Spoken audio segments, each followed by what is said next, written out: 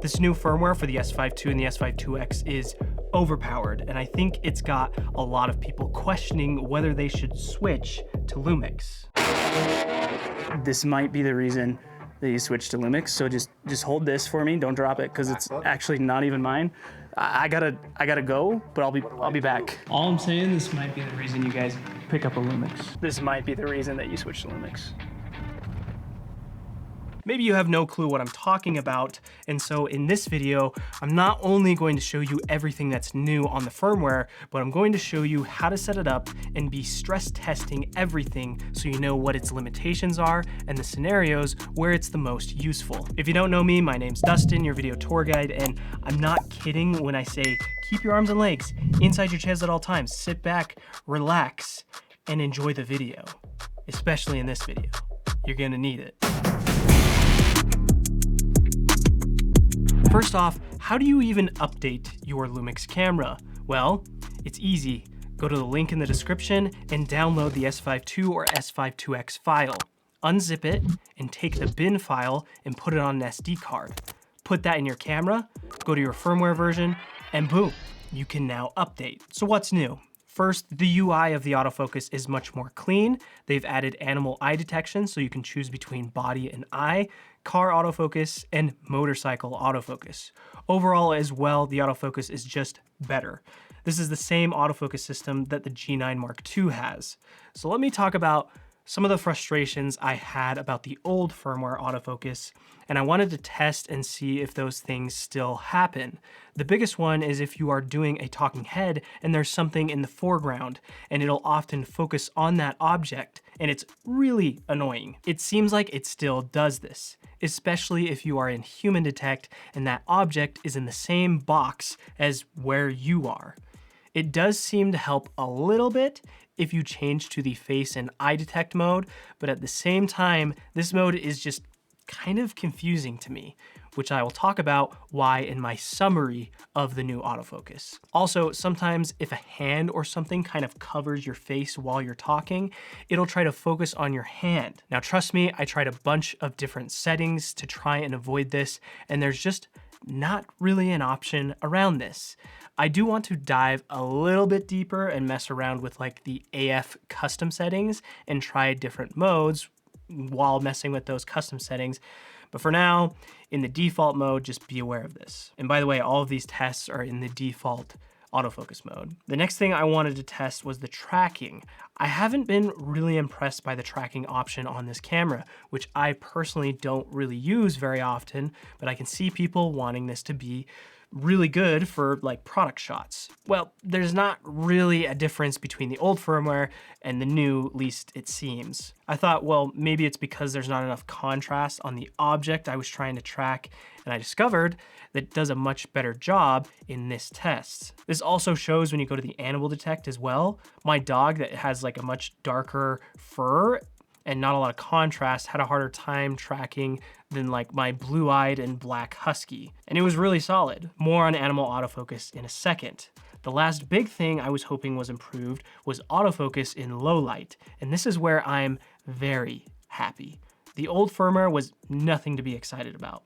But the new firmware, it did such a better job at tracking me, it's crazy. Even in this example where I'm at 12,800 ISO, it did a great job. Well done, LUMIX. Well done. But let's move on to maybe some real world stress testing. I kind of teased that we put the LUMIX on a robot arm and it took some tinkering, but we were able to get it on there. Now, before I show these tests, just know that we could have mounted it a lot better if we had more time. And we learned that the camera was still loose on the cage that was attached to the arm, making it more wobbly than we would have liked. But we decided to test it anyways. Just know that before you judge it too hard. The autofocus testing is more important to pay attention to. I guess we're testing two things then. We're gonna test the autofocus and we're gonna test the IBIS because yeah, Jeff was just kind of explaining how if you go to longer lenses, like 100mm macro, which I brought and we'll test, that you can see like micro jitters and stuff, but hopefully the IBIS can, you know, compensate for that.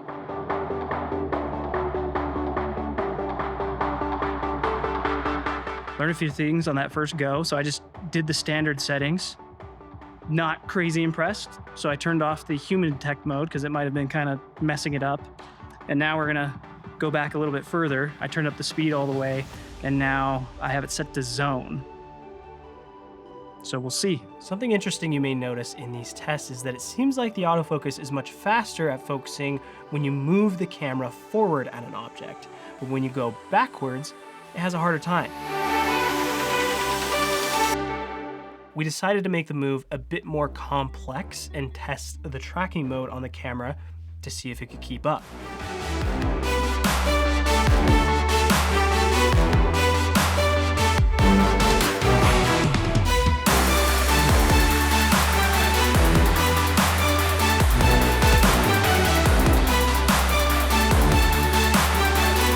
It's still locked on it. When using the robot and then like the cameras that we're normally using, we program all the focus points. So that all works when we're filming products because it's not really moving. But when we're filming people and we're going from a wide shot to a close-up, you know, people can shift a little bit. And even just that little shift, as you know, when you get close, that focal plane gets smaller and smaller. So I've been really interested to see how autofocus works on people with the robot. What you're saying is we need to throw on the 100mm macro and see if we can go from my eye all the way back. Yeah. Okay. Now this shot right here may not look very impressive, but it actually is, because most macro lenses are not able to go from like a wider, normally framed shot all the way to macro this quickly because the motors are not fast enough. But LUMIX specifically designed the 100mm macro to be able to do this. And so sure, it didn't nail it perfectly, but the fact that it was able to go from a more medium shot to a macro of my eye while moving that quickly on the robot arm is crazy. So that one did work, just getting some wobbles. Yeah. Yeah. One other thing too about this setup is that it's not on it as stable as it could be. So honestly, if we could get this on here a lot better, which maybe we could do in the future, I'm guessing that it would be much more stable. So 2, 1. We'll come back to this in a bit, where we put the G9 Mark II on the robot arm, but I wanted to test the animal eye autofocus a bit more to see how well it does.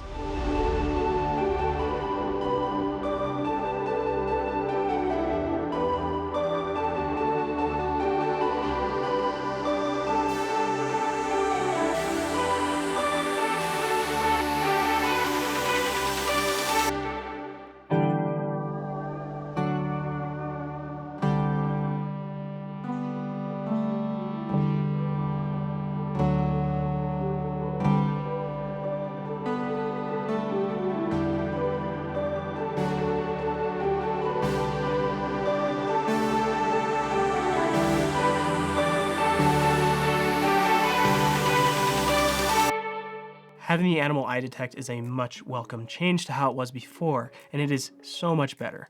But it also kind of confuses me when you compare it to the human detect mode. Some people may not know that when you're in the human detect mode and there's multiple people, you can use the joystick to change the focus to different people. That's very nice, right? So we found some more wildlife to test out the autofocus. Look at that. Look at that, man. That looks great. That's good. Yeah. It's pretty good, pretty good. So my final summary of the updated autofocus. I know I didn't do any car and motorcycle tests, but I assume it's similar to the G9 Mark II, which you can watch me test more thoroughly in that video, and I may test this in another video. But first, overall, it's much better and seems to work much better in low light. But I think they need to either get rid of the face/eye detect mode for humans or just add an eye only detect mode for humans. I think a mode like this would be much better for talking heads. It would probably help the focus from grabbing like a hand or something like that that crosses in front of the focus, right? There's a much smaller area that it's tracking instead of my face and eye at the same time. Also for my tests, not even just on this new firmware, but the old firmware, the face and eye mode is confusing because it seems like it doesn't detect a face/eye as far as when you're in the human detect mode, which just doesn't make sense to me at all. Personally, I think adding these things would make a lot of sense. Let me know what you guys think. And a little bonus too that people don't know about the autofocus is that when you use a Canon EF lens with the Sigma adapter at least, the autofocus is extremely solid. So if you still own EF glass and you're not using it on your Lumix because you think the autofocus won't be good, it's just not true. It works great. Let's move on to the new high E stabilization setting. If you watched one of my previous videos, I found out a little hack when it comes to manual Super 35 lenses. You'll notice that I'm in 6K open gate right now, and there's vignetting. But when I change the E stabilization to high, not only does it crop in enough to get rid of the vignetting, but now you're also getting the high E stabilization setting without cropping in further, and you're still shooting at 6K open gate. Now I know guys, it's not technically 6K open gate. What I'm saying is you're still getting 6K 3x2 files while using a Super 35 lens, which you can't do in 6K. I learned too from people in the comments that if you use an APS-C L-mount Sigma lens, it'll even lock you out of the 6K mode. So this is only possible on manual Super 35 lenses. For my test, this is no different than just shooting 6K with the vignette and scaling the footage in post, but you wouldn't get the high E stabilization if you did that, and who wants to scale all of their footage in post anyways? Not me. I also learned as well that it seems like the crop is about 1.4 times in the E stabilization mode. We weren't really sure if we just knew it was between 1.3 to 1.5, but when I scale it in post, it almost matches exactly to 1.4. So don't quote me on it, but for my tests, I think that's about how much it crops in when you turn on E stabilization. But then I had the question, what should I set the image stabilizer focal length to in order to get the best results in this mode? Should I match the focal length of the lens or match the Super 35 equivalent?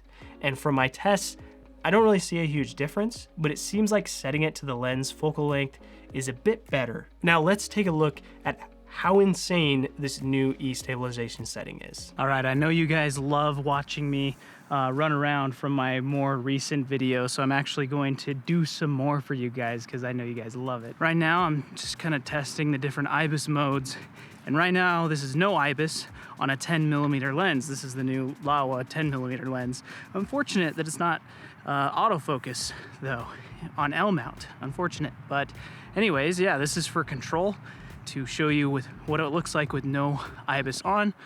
And then this is running.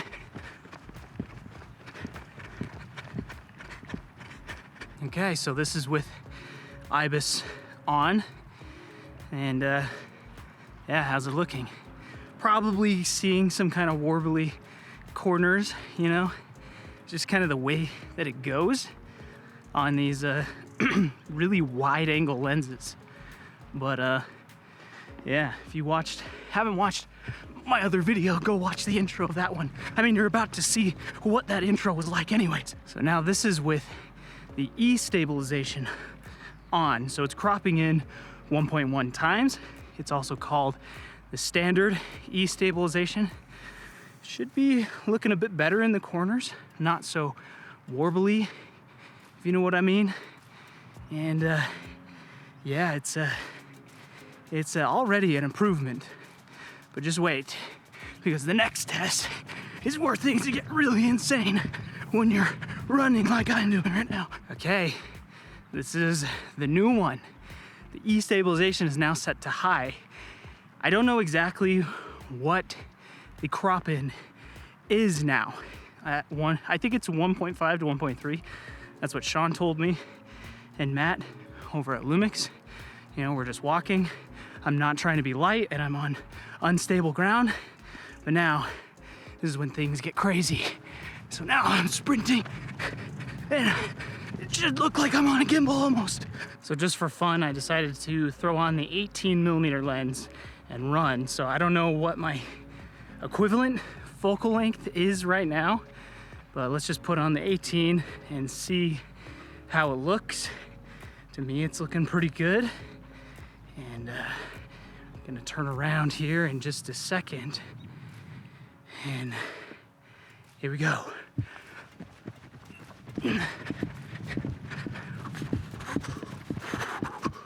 Whew. See how that looked? And I think after this focal length, it's not really gonna make sense like at a 24 or 35 to really use it as like a vlogging type setup. So I think we need to do some different tests with some longer focal lengths with the new E-stabilization. What do you think? Should we do that? Now I'm going to kind of speed through these tests a bit, but it was mind-blowing for me. At 18mm jogging or running, it's not super impressive and definitely won't replace a gimbal, but it's probably still usable. But where things get crazy is when you are just walking. At 18mm and 6K, it definitely is usable. 24mm, also definitely usable.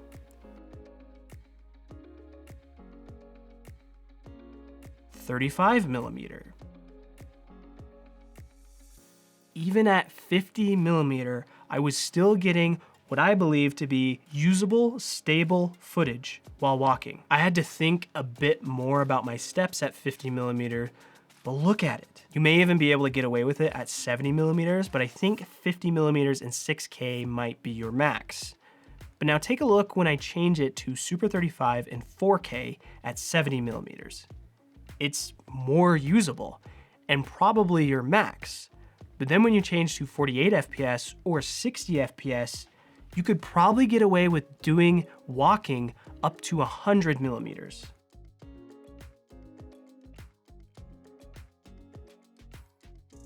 So my summary. So we learned you're probably max like 16mm at full frame if you're running, and then like 50 at full frame with the high E-stab on. But as soon as you switch to either Super 35 or slow motion, you can get up to about 100, and it's still usable if you're light on your feet. That's pretty insane. That's wild. Oh, and this was at 70mm in slow-mo with no gimbal. Just absolutely crazy. So basically what this means is as long as you're not running or sprinting and you're okay with the crop, you could get away with a lot of your B-roll not being on a gimbal. Now I did see some comments of people saying that the E-stabilization also kind of gets rid of the rolling shutter. Personally, I don't really see it. I think maybe it's because cropping in, it's making the rolling shutter less noticeable, but it's definitely not getting rid of it. I really hope future cameras are improved in this area, by the way. Definitely a big weak point on this camera. And older, LUMIX cameras. So now let's move on to testing the new camera to cloud function with Frame.io. You gave me a MacBook. What do I do? Look at Tyler's basement compared to mine. Come over anytime. It's a comfy couch, hammock, studio. This is what I aspire my basement to look like. It's the most finished, unfinished basement ever. You Exactly. think I'm a day trader over here, but no, just a video editor. I mean, If you have any day trading tips for me, let me know, because I'm not very good at it. so I'm out here, and I'm gonna take some pictures for you. And yeah, they're gonna start popping up. Okay. I'm taking some pictures. One item added. Uploading. Nope, there. I took a bunch for you. Okay. There's the. Okay, that one's a little bit better. And you just took these right now. Oh no, that's the one we're gonna use right there. So proxies are on, and I'm recording this video, and Tyler's still on the phone right now. Say hi, Tyler. Hi, Tyler. All right, I'm gonna stop recording now. Oh, it's doing it. I can see the little icon on the camera. Yeah. I have to go to a different folder too because it's not in stills. It's uploading. Oh, it's there. These are on, and I'm recording this video, and Tyler's still on the phone right now. That just happened. Recording now. That's live. That was seconds ago. We recorded myself, and then I cut to myself making the recording, and then we cut to you recording myself. So and many me cuts. recording. This is like having a director monitor anywhere in the world. Pretty much, as long as you have an internet connection, which I'm just using the hotspot on my phone, and Right. it's uploading right now. So yeah, it's pretty wild. That's cool. Surprisingly, that test went smoother than I thought. I did have to redo the connection to Frame.io in that test, but it feels like it's very solid and reliable. Now, I don't know how reliable it would be in an all-day shoot, for example, but I think this new feature is huge, and it's gonna change a ton of people's workflow who use these cameras. But how do you set it up? Let me show you. First, you need to establish a Wi-Fi connection. It's pretty straightforward and not the most intuitive and fast way to type in a password, but once you're connected, it seems very stable. Now, once you're connected to the internet, we need to link the camera to frame.io. It'll give you a pairing code, which you go into Frame, click C2C connection, and add a new device. This is where you type the code you got from your camera. You authorize it, and your camera should connect, and you'll be able to view it connected in Frame as well. There's a bunch of options here as well. You can send the images manually to Frame. You can set it to auto upload, change the upload format, clear the history, and see the status of things that are uploading. Now, this goes hand in hand with the new proxy record setting that they also added in this update. So let me show you how to set that up. Just know you don't have to use frame.io for this. You can just record proxies to an SD card slot without the connection. Unfortunately, the proxy record setting does not work in 6K OpenGate. So to see which codecs are compatible, you can just filter it in the rec quality menu, and here's the options. Now be sure you have a second SD card in your camera, and then you'll be able to turn on proxy recording, and you can choose between 3 different formats: high, medium, and low. Then when you're using this with Frame.io, just record your clip, and you'll notice an icon appear after you have stopped recording. This is telling you that the clip is uploading, and when we go check Frame, there it is. You may have noticed that you can also use the Real Time LUT feature with proxies. So you can bake in a look to the proxies so they don't show up in like Vlog, for example. But it's kind of weird to set up, so let me show you. If you're in Vlog, you'll notice the option is grayed out and says that you can't use the Real Time LUT feature. So first thing you gotta do is turn on the My Photo Style setting. They may be hidden, so just make sure that they aren't, and you can set up a bunch of different ones if you like. After that, change to one of the My Photo Style settings, change this setting to Vlog, then change this last setting to the LUT you want to bake into the Vlog footage. But before you leave this is the most important part. Change this from on to off. I don't know why, but yeah, do that. Then you also save this so you can change to this My Photo Style setting whenever you want to use it. Now you can go back to the proxy settings and turn on the Real Time LUT setting, and when you record a clip, you can see that the new clip in Frame has the look baked into the proxy. This also works for photos as well, although just make sure you're not using Vlog as your photo style unless you only plan on using JPEGs, because it'll bake in the Vlog profile to your raw image and it looks terrible and is terrible to edit, so just keep that in mind. Just use a non-log photo style is what I'm saying if you're doing it for photos. Now let's go back to the G9 Mark II on the robot and see how it did, and also find out if we've convinced Jeff to pick up a LUMIX.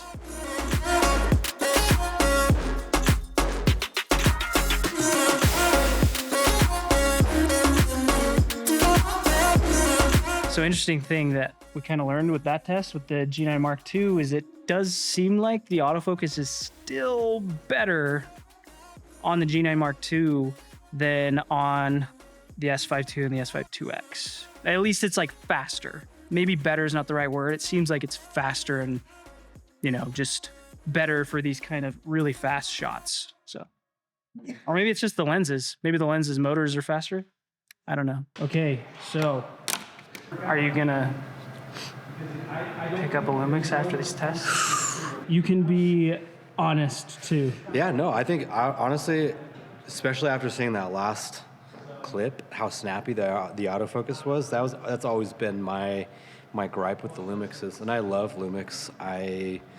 GH5 was like my first video focus camera ever, so it kind of launched my career. Yeah, I would 100% be down. I would love to do that. Like I said, there's times where using the red and using the pre-programmed focus points and all that is not really an option, or it's too frustrating of an option to not lock on focus.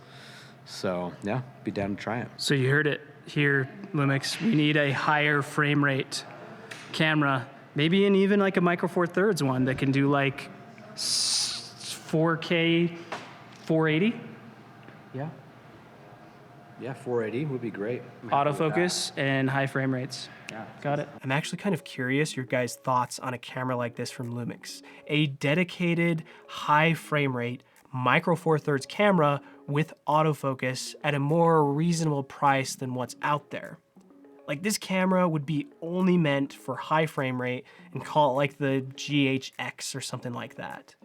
Let me know your thoughts. Now let's see if Tyler is gonna switch to Lumix after seeing the Frame IO option. So now that you've seen that, are you gonna switch to Lumix? I'm probably not going to, but it was cool. Do you want to be in the video? Yeah, absolutely. I'm switching immediately. We got him. We got him. This feature probably isn't going to make me switch to Lumix, but like the stabilization of you running down the hallway, that stuff, I mean, like, it's something to consider. This doesn't change what I do very much, but like, hey, it's consideration. And I'll just say as well, like this Frame IO thing, something that I probably won't utilize, but at the same time, I know there are people out there that it will change their life, basically. So Not me. Yeah, not me. But like, it's cool. It's yeah, awesome. it's a amazing feature that This they've will be added. the reason I switch. Exactly. But it could be an added benefit. Yeah, and it might be the reason you want to switch though, That's true. because Atomos Connects just became big paperweights now. Buy their Sun Dragon. Okay, Tyler ranted about that new Sun Dragon rope light thing from Atomos, and I actually agree with him. Atomos has lost their mind with that one. I think that's everything. Let me know your guys' thoughts in the comments. Wait, I never asked other Jeff if he's gonna switch to Lumix. You guys are coming with me.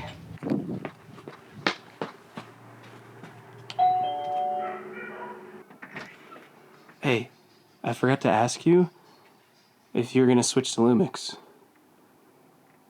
Dude, it's like 3 o'clock in the morning. Well, I guess we'll never know. Let me know what you guys think of the new firmware down in the comments. And I left affiliate links down there too. Those support the channel, so use them, please. And those who have used them, thank you. No, seriously, thank you. I love you. But yeah, you can always just support the channel by hitting the subscribe button and the bell button to be notified of future uploads. Till the next video though, happy filming.